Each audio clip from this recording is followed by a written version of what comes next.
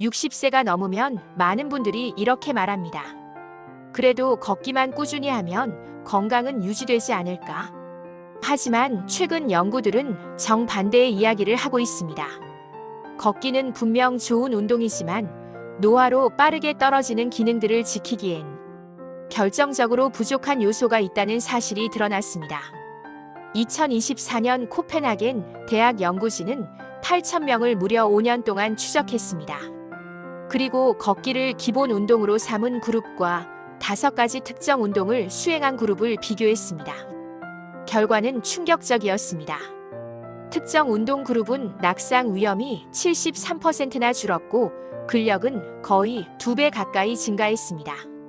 운동 시간은 오히려 걷기보다 40%가량 적었는데 혈압 감소, 관절 통증 감소, 골밀도 상승 등 모든 지표가 걷기보다 더 우수했습니다. 더 놀라운 사실도 있습니다. 이 5가지 중 단 한 가지 운동은 하버드 의대 연구에서 수명 지표를 42% 증가시킨 운동으로 확인됐습니다. 이 운동들은 단순히 근육을 키우는 것이 아니라 세포 자체를 더 젊게 행동하도록 재프로그래밍한다는 표현까지 쓰이고 있습니다. 지금부터 소개할 5가지 운동은 60세 이후 떨어지기 쉬운 근력, 균형 감각, 반응 속도, 인지 기능, 골밀도까지 한 번에 개선시키는 것으로 검증되었습니다.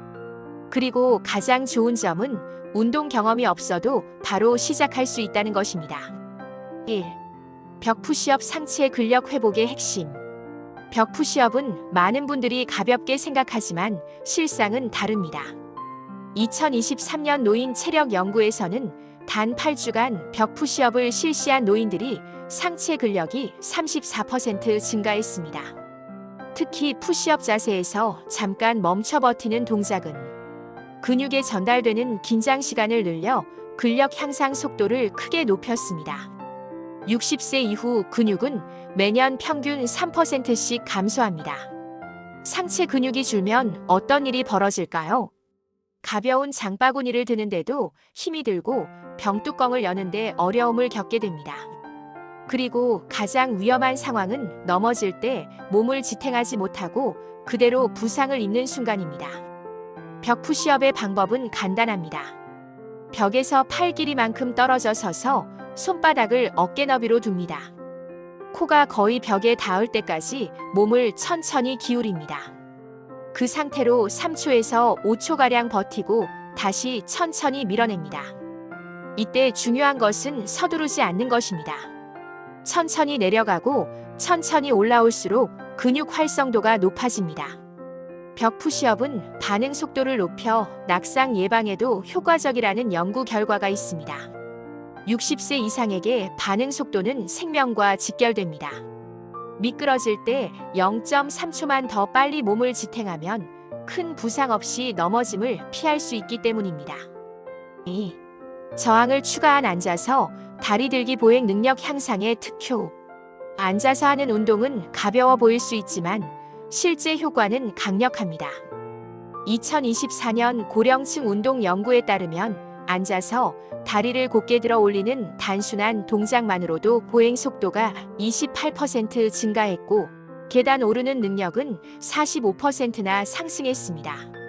보행 속도는 의학계에서 제6의 활력 징후라고 불립니다. 심박수, 혈압, 체온처럼 삶의 질과 수명을 예측하는 핵심 지표라는 뜻입니다. 걷는 속도가 빠른 노인은 뇌 건강, 심폐 건강, 근관절 건강까지 좋은 경향을 보입니다. 운동 방법은 매우 쉽습니다.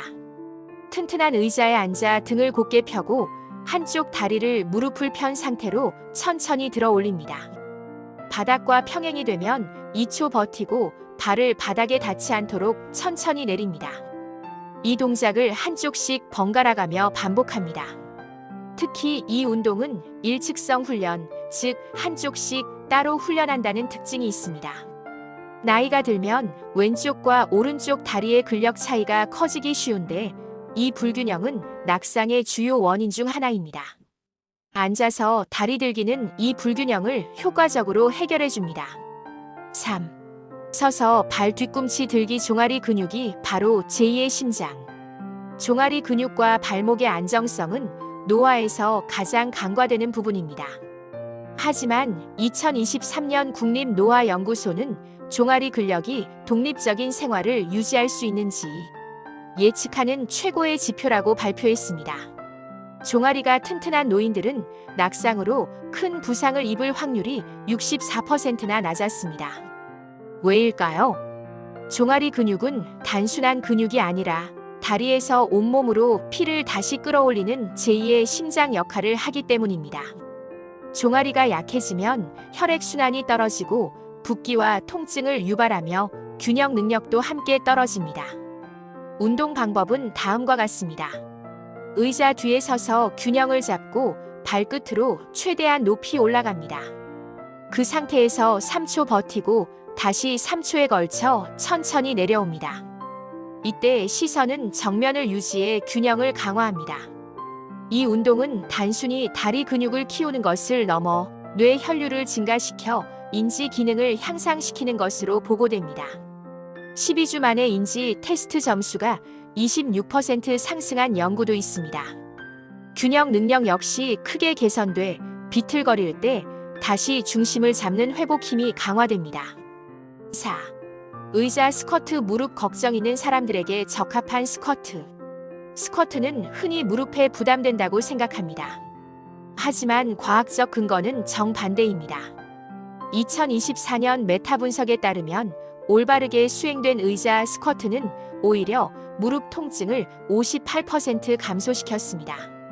의자에서 앉았다 일어서는 능력은 60세 이후 가장 먼저 감소하는 기능 중 하나입니다. 그리고 더 중요한 사실도 있습니다. 의자에서 팔을 사용하지 않고 일어설 수 없는 60세 이상 성인은 향후 5년 내 사망률이 3배 높다는 연구도 있습니다. 즉, 의자 스쿼트는 단순 운동이 아니라 삶의 질 지표와도 같습니다. 방법은 이렇습니다. 의자 앞에 서서 엉덩이를 먼저 뒤로 빼며 천천히 내려갑니다. 엉덩이가 의자에 가볍게 닿기만 하고 완전히 앉지 않은 채 바로 발 뒤꿈치로 밀어 일어섭니다. 이러한 방식은 무릎이 아닌 엉덩이와 허벅지 뒤쪽 근육을 사용하게 만들어 무릎 통증을 줄여줍니다. 6주간 의자 스쿼트를 지속한 노인들은 하체 파워가 47% 증가했다는 스탠퍼드 연구도 있습니다. 파워는 단순 근력보다 더 중요한데 넘어질 때 빠르게 다리를 뻗는 순간 힘이 바로 파워이기 때문입니다. 5. 버드독. 하버드 연구가 인정한 수명 향상 운동 1위. 이제 마지막 운동이자 가장 강력한 효과를 가진 운동을 소개합니다. 바로 버드독입니다. 버드독은 하버드 의대 연구에서 수명 지표를 42% 증가시킨 운동으로 주목받았습니다. 왜 버드독이 유독 강력할까요? 그 이유는 이 운동이 노화의 거의 모든 문제를 동시에 해결하기 때문입니다. 코어 근력, 균형 감각, 두뇌 기능, 허리 건강, 골밀도, 신경계 협응력. 특히 버드독의 대각선 패턴, 즉 오른팔과 왼다리 혹은 왼팔과 오른다리를 동시에 드는 동작은 뇌의 좌우 방구를 동시에 활성화합니다. 클리블랜드 클리닉에서는 이 패턴이 인지 기능을 향상시키고 기억력을 좋게 하며 치매 위험을 31% 낮춘다고 발표했습니다. 방법은 간단합니다. 바닥에 손과 무릎을 대고 오른팔은 앞, 왼다리는 뒤로 곧게 들어 올립니다. 몸이 비틀리지 않도록 유지하며 5초간 버티고 반대쪽으로 반복합니다. 마요 클리닉 연구에서는 2년간 버드독을 주 4회 실시한 고령자의 코어 근력이 93% 증가했고 허리 통증은 76% 감소했습니다. 낙상 위험 감소율은 무려 82%였습니다. 그리고 가장 놀라운 결과는 척추와 엉덩이 골밀도가 3.2% 증가했다는 것입니다. 일반적으로 60세 이후 골밀도는 감소하는데 버드독은 그 감소를 되돌리는 효과까지 보여준 것입니다. 결론: 걷기보다 짧고 걷기보다 강하고 걷기보다 안전하다. 걷기는 분명 장점이 있지만 노화로 빠르게 떨어지는 근력, 균형, 반응 속도를 개선하기에는 한계가 있습니다. 하지만 이 5가지 운동은 주 34회, 하루 2025분만 투자해도 걷기보다 훨씬 큰 변화를 가져옵니다. 완벽함은 필요 없습니다. 중요한 것은 시작하는 것입니다. 90대 참가자들조차도 이 운동들을 통해 의미 있는 향상을 보였습니다. 지금 시작하는 순간이 앞으로의 10년을 바꾸는 결정적인 시작점이 될 것입니다.